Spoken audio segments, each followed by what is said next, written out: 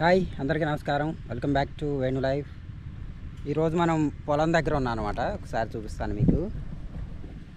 ఇది చూసారా, ఇది మేము సాగు చేసే పొలం అనమాట. ఇది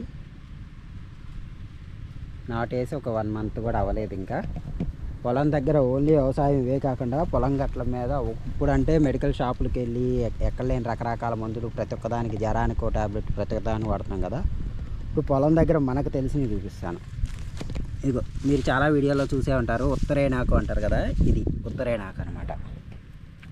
పంటికి రిలేటెడ్గా ఏదైనా దెబ్బలు తగిలిన వాటికి ఎన్నో విధాలుగా వాడతారు.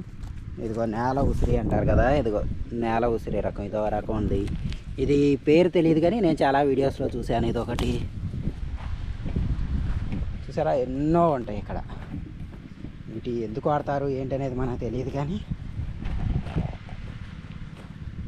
ఇగో ఇవి ఉన్నాయి అనుకోండి, బాగా దెబ్బలు తగిలి బాగా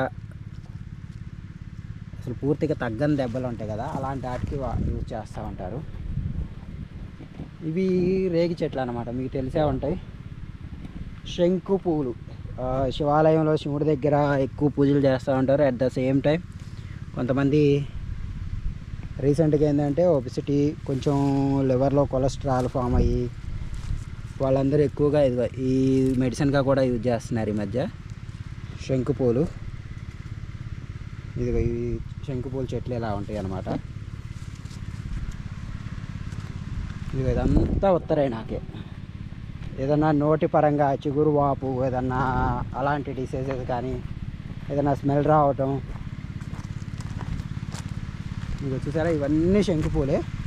వీటిలో 2 కలర్స్ ఉంటాయి, ఇంకోటి బ్లూ కలర్లో కూడా ఉంటాయి. అవి ఉన్నాయేమో అని చూస్తున్నాను నేను.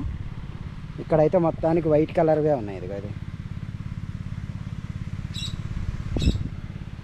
ఇవన్నీ వైట్ కలర్వి.